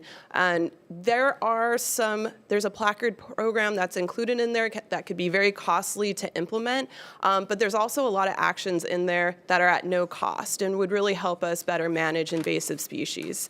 And I'm available for any questions. Mahalo for the opportunity. Thank you. Next, we have Stephanie Easley from the Coordinating Group on Alien Pest Species in support on Zoom. Aloha, Chair, Vice Chair, and members of the committee. My name is Stephanie Easley with the Coordinating Group on Alien Pest Species, and we are in strong support of SB 3237 SD2 HD1. Thank you for the opportunity today to testify via Zoom. At its heart, SB 3237 is a consumer protection bill. It clarifies that HDOA should consider the public health and welfare in carrying out its invasive species authorities. It will protect consumers from buying firewood, nursery plants, and other items infested with the pest and ultimately bringing those pests back to their homes and communities. Many of these protections have minimal and even no cost to HDOA. Some will even save HDOA effort. For instance, the firewood provision in Section 8 is HDOA's own proposal. HDOA held stakeholder meetings in May and June of 2022 on this proposal. It is my understanding that everyone wants this protection for consumers and forests, but HDOA has not had the capacity to move it forward. I would like to respond to some of HDOA's written testimony. At the bottom of page 2 of their testimony, HDOA indicates that the amendments to Section 150A-8 Hawaii Revised Statutes would prevent the movement of pests for research or testing by HDOA. Page 53, line 8 of the bill actually authorizes the transportation of, quote, pests by HDOA for, quote, diagnostic, research, testing, or educational purposes, and the transportation by others pursuant to an HDOA permit. At the top of page 2, HDOA indicates that prohibiting the sale of, quote, restricted plants would prohibit the sale of orchids, taro, sugarcane, and pineapples. We note that Section 150A-6.1 Hawaii Revised Statutes requires HDOA to develop a list of restricted plant species. HDOA has not done so. CGAPS, my organization, used HDOA's petition process to petition the Board of Ag to create a restricted plant list over 5 years ago. HDOA has never acted on that petition, even to deny it, so I think technically it's still pending. HDOA does have quarantine restrictions in Chapter 70 in their administrative rules to protect passion fruit, sugarcane, and other industries. However, that is not a restricted plant list. As there is no restricted plant list. My apologies, your 2-minute time limit is up. If you could please wrap up your testimony. If the committee wanted to remove the words restricted plant on page 55, line 10, we would certainly understand. Thank you for the opportunity to testify, and I'm here if you have any questions. Thank you. Next, we have Brian Miyamoto from the Hawaii Farm Bureau with comments. Not here. Okay. Are there any other persons here to testify on this measure? Okay. Please, someone on Zoom, go ahead. Aloha, Chair, Vice Chair, and members of the committee. My name is Nate Doobie. I'm the manager for the Oahu Invasive Species Committee. I apologize, I submitted some late testimony earlier this morning. We are in support of this bill. We had, I stand on our written testimony that just has one concern with some language on page 51, lines 17 through 21, which basically details that incineration for noxious weeds by direct delivery in closed bags or other sealed containers to a facility that can incinerate the material is the preferred method. And then when those facilities are not available, of course, disposal at an appropriately monitored disposal site. We're dealing with some of the most invasive weeds in the world, and green waste oftentimes can be a spread of some of these species if they're not properly monitored and if best management practices are not followed.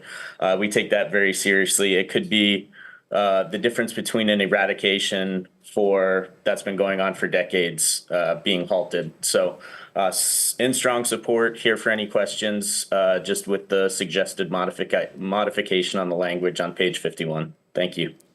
Thank you. Any other persons here to testify on this measure? Okay, seeing none, members, we do have written testimony in support from Ahahui o Nakoka Association of Native Hawaiian Physicians, HFNA in opposition, Sierra Club of Hawaii in support, Livable Hawaii Kaihui also in support. In support is also Environmental Caucus of Democratic Party of Hawaii, Hawaii Farmers Union, Hawaii's 1,000 Friends, Kua Aina Ulu Aumau, Hawaii Forest Industry Association with comments, Hawaii Land Trust in support, and 23 individuals in support. I noticed Brian Miyamoto just joined. Did you want to testify on this measure? This is SB 3237. Thank you, Chair. No comment. Okay. The Hawaii Farm Bill. We did submit written testimony. My apologies, Chair. It just came from another hearing. We are providing comments. We appreciate the work that's been put into this particular bill with the legislature and the stakeholders, and the versions are getting a little bit better. We still do have some concerns. We think the bill is asking for quite a bit. We prefer House Bill 2619, which is the biosecurity program bill, comprehensive funding for our biosecurity program. Again, we need to make sure the Department of Agriculture has the tools to address the widespread problem of invasive species. We do have a suggestion. I'm not sure if it was covered. Do apologize, Chair. The Senate bill did, I think they did amend the bill from a plant nursery licensing program to a registration program. So if the legislature does, if it is the will of the legislature to continue to move this bill forward, we think a registration program may be a little bit more practical for this measure. But again, we do appreciate the focus and attention that the legislature is putting on invasive species. Unfortunately, there is a lot of focus and attention, and we do need to properly fund the department so that we can stop the introduction of more invasive species, because 10 years from now, we'll be dealing with invasive species that we were addressing decades ago. So we do need to control, we do need to prevent them from coming in, protect our borders, help control and eradicate when they're here, or we're going to continue to have these discussions and continue to come back to the legislature and ask for more and more money. Thank you for the opportunity to testify. Thank you. Okay, one final call. Any other persons here to testify? Okay. Seeing none, we'll be taking a short recess for decision making. Recess.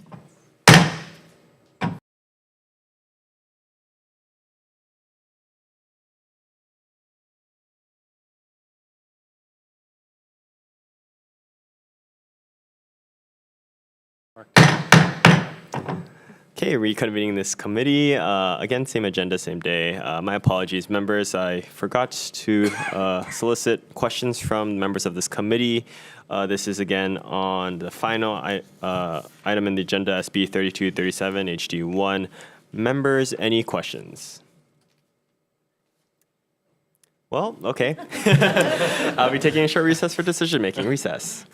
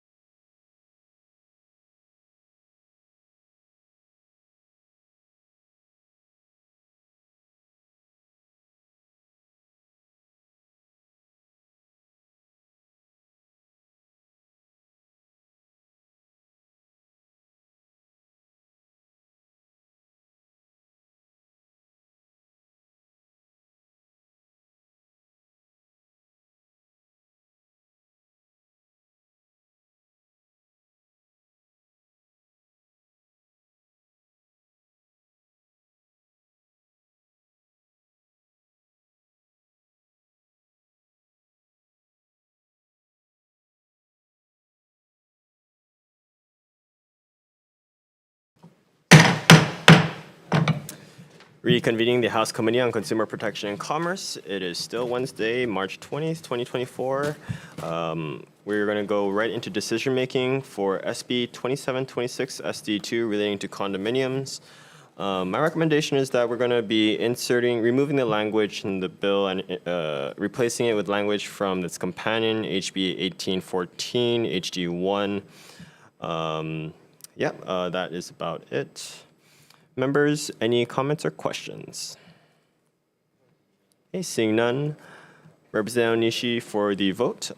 This is SB 2726 SD2 with amendments. So SB 2726 SD2, the recommendation is to pass with amendments. Chair Nakashima is excused. Vice Chair Sayama. Aye. Representative Amato. Aye. Representative Amato, thank you. Representative Belatti. Aye. Representative Hashem. Aye. Representative Hasiberdi. Excused. Representative Gates. Aye. Representative Lowen, excused. Representative Onishi votes aye. Representative Tam, excused. Representative Perry. Aye. Thank you. Vice Chair, your recommendations adopted. Thank you. Moving on to SB 3234 SD1 relating to the stabilization of property insurance.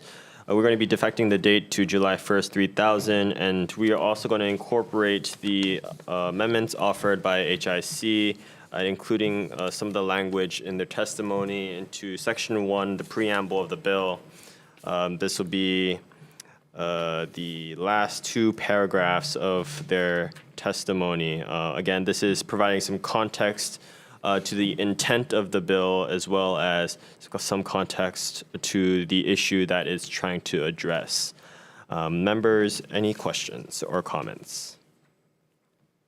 Seeing none, Representative Onishi for the vote as amended. SB 3234 SD1, recommendation is to pass with amendments, noting the absence of Representatives Hasiberdi, Lowen, and Tam, who will be excused for the rest of this hearing. Are there any members voting with reservations? Any members voting no? Chair, your recommendations adopted. Thank you. Next, we have SB 2516 relating to the Department of Accounting and General Services. Members, I'd like to adopt the recommendations from the comptroller's written testimony on pages 2 and 3. This is the first and second bullet points. Again, we'll have the CIO be appointed by the governor, and the salary of the CIO will be established by the governor. So that should address some of the concerns that was provided from the Office of Enterprise Technology Services. Members, any questions or comments? Seeing none, Representative Onishi for the vote as amended. Okay, Chair, just before we take this vote, on the previous bill, SB 3234 SD1, I also want to note the excused absence of Chair Nakashima, which I didn't mention. Thank you. Okay, so SB 2516 SD2 HD1, the recommendation is to pass with amendments with the excused absence of Chair Nakashima, Hasiberdi, Lowen, and Tam will be excused for the rest of this agenda. Any members voting with reservations? Any members voting no? No. Thank you. Chair, your recommendations adopted. Okay, thank you. Moving on to SB 2770 relating to renewable energy. For this, we'll be passing this measure as is. Members, any questions or comments? Seeing none, Representative Onishi for the vote on SB 2770 HD1 with as is. Yes. SB 2770 HD1, recommendation is to pass unamended. Any members present voting with reservations? Any members voting no? Chair, Vice Chair, your recommendations adopted. Thank you. Moving on to SB 2518 SD2 HD1 relating to geothermal energy exploration. My recommendation is that we pass this measure out as is, noting that there is still quite a bit of robust discussion and debate on this measure. We hope that that could continue forward. Members, any questions or comments? Sure. Representative Onishi. Yeah, I just have concerns that we're putting the cart before the horse. I think that the issue of geothermal development is a very touchy issue in both culturally, environmentally, in regards to some people's belief about the health issues that may surround it. So, I think that it's prudent that we first try to figure out where communities would be willing to accept geothermal development, and that should be the first step versus us doing all this research on where geothermal resources may exist or what's the viability of extracting them and spending millions of dollars and then find out that that community is unwilling to accept the geothermal development in that area. So with that, I'm going to be voting with strong reservations. Thank you. Any members, questions or comments? I'll also be voting with reservations. Okay. Seeing none, we'll be going for the vote. Again, this is as is. Okay, SB 2518, SD2, HD1, recommendation is to pass as is, noting the reservations of Representative Amato and Onishi. Any members voting with reservations? Any members voting no? Vice Chair, your recommendation's adopted. Thank you. Moving on to SB 3021, SD2, HD1. My recommendation is that we move this measure out as is. Members, any questions or comments? Seeing none, Representative Onishi for the vote as is. Okay, SB 3021, SD2, HD1, recommendation is to pass as is. Any members voting with reservations? Any members voting no? Vice Chair, your recommendation is adopted. Thank you. Moving on to SB 2837, SD2, HD1, relating to the Oahu Regional Healthcare System, Hawaii Health Systems Corporation. My recommendation is that we move this measure out as is. I understand that there is going to be more discussion and debate on the matter, but I think it is important that we continue to move this vehicle forward. Okay, members, any questions or comments? Seeing none, Representative Nishi for the vote, as is. Yes. SB 2837, SD2, HD1, recommendation is to pass as is. Any members voting with reservations? I'm voting with reservations. Any members voting no? Okay, Vice Chair, your recommendation's adopted. Thank you. Moving on to SB 3128, SD2 HD1, relating to Act 212 Session Laws of Hawaii in 2021. My recommendation is that we move this measure out as is. Members, any questions or comments? Seeing none, Representative Onishi for the vote on SB 3128, SD2 HD1 as is. SB 3128? Yes. Yeah. SB 3128, SD2, HD1, recommendation is to pass unamended. Any members voting with reservations? Any members voting no? Vice Chair, your recommendation's adopted. Thank you. Moving on to SB 2605, SD2 HD1, relating to healthcare. My recommendation is that we pass this measure forward as is. I understand that the House Chair on Health will continue to work with stakeholders on this measure as it moves through the session. So we will continue to rely on her work as there. Members, any questions or comments? Okay, seeing none, Representative Nishi for the vote as is. SB 2605, SD2, HD1, recommendation is to pass as is. Any members voting with reservations? Any members voting no? Vice Chair, your recommendation's adopted. Thank you. Moving on to SB 2285 SD2 HD1 relating to the State Health Planning and Development Agency. My recommendation is that we amend this measure by removing the state confirmation language that is on page 7, lines 18 to 19. This is relating to 2 members of the working group. Any members, any questions or comments? Seeing none, Representative Nishi for the vote with amendments. SB 2285, SD2, HD1, recommendation is passed with amendments. Any members voting with reservations? Any members voting no? No. Okay, Representative Perrick, no. Vice Chair, your recommendation's adopted. Thank you.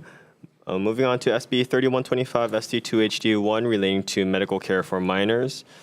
The recommendation is to move this measure forward as is. Members, any questions or comments?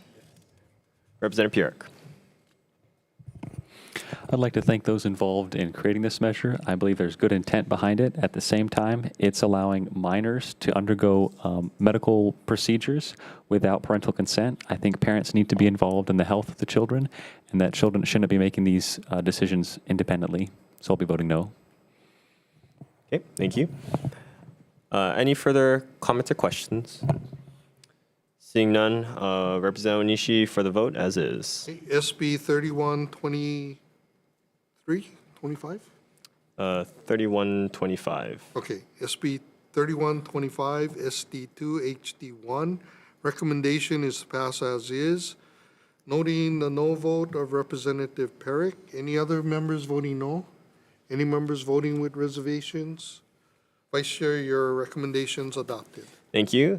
Finally, on SB 3237, SD2 HD1 relating to agriculture, we're going to be defecting the date to July 1st, 3000, and making, also for HMSO, we'll be making any technical amendments for clarity, consistency, and style. Members, any questions or comments?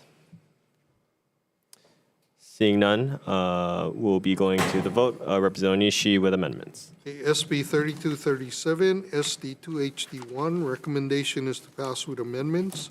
Any members voting with reservations? Any members voting no?